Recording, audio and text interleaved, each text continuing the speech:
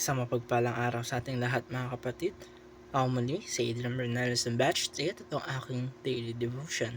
At ngayong araw ay pag-uusapan natin ay kung ano ang landas na nakalaan para sa iyo. O Jesus, the Good Shepherd.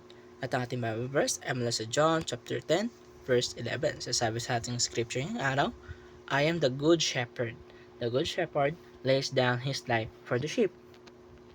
Mga kapatid, pag ating narinig ang salat ng pastol o shepherd, ay karaniwan natin iniisip ang isang taong nag-aalaga, gumagabay, at nagpoprotekta sa kanyang mga tupa. Hindi siya nag-uutos mula sa malayo, kasama niya ang kanyang mga tupa sa init, sa ulan, at kahit pa sa panganib. At dito malinaw na sinabi ni Jesus ay, I am the good shepherd. Hindi siya pastol, hindi lang siya mabuting pastol. Ibig sabihin nito ay hindi siya maalis kapag mahirap na ang sitwasyon. Hindi siya sumusuko kapag naliligaw ang kanyang mga tupa.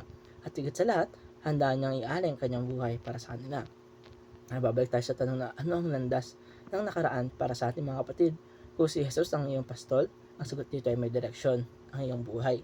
Hindi ka lamang basta-basta naglalakad ng walang patutunguhan. Hindi aksidente ang mga dinadaanan mo, hindi sadyang sayang ang mga luha, ang paghihintay, at mga pagkakataong naligaw ka. Ang tupa ay likas na madaling maligaw, hindi ito magaling magdesisyon mag-isa, kaya kailangan ito ng pastol. Ganito rin tayo bilang tao dahil sumusunod tayo sa damdamin, ay minsan sa opinion pa ng iba, at minsan sa pressure ng ating mundo. Pero ang mabuting pastol ay kilala ang kanyang mga tupa, at ang kanyang mga tupa ay natututong makilala ang kanyang tinig. Para matutunan natin ito na sa panahon ngayon mga kapatid, napakaraming boses ang nagsasabi kung anong landas ang dapat natin tahakin. May boses ng career, may boses ng social media, at may boses ng pamilya, kaibigan, at expectation na lipunan. Kaya kahit na ganoon, kahit mabuti ang intensyon ng mga boses na ito, ay nakakalito pa rin, nakakapagod pa rin pumili, at nakakatakot magkamali. Para naman sa ating teachings ngayong araw, unang-una, Jesus leads with love. Ang direksyon niya ay laging para sa kabubuti ng kanyang mga tupa. Kahit hindi natin agad ito maintindihan. Kalawa, Jesus protects his sheep. Kahit mayroong panganib sa landas, ay hindi niya tayo iniiwan.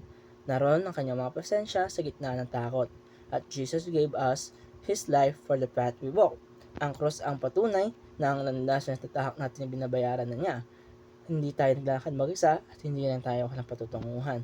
Kaya mga kapatid, ang kanyang tinig ay mahinahon, malinaw, at puno ng pag-ibig. At kapag sinusunod natin siya, ay hindi niya pinapangako na magiging madali ang landas. Pero pinapangako niya na kasama natin siya sa bawat takbang. Kaya mga kapatid, napakahalagang malaman natin na sa bawat yapak natin buhay kasama natin si Jesus. Kaya mga kapatid, ito tatapos ang aking daily devotion. Maraming salamat sa panonood.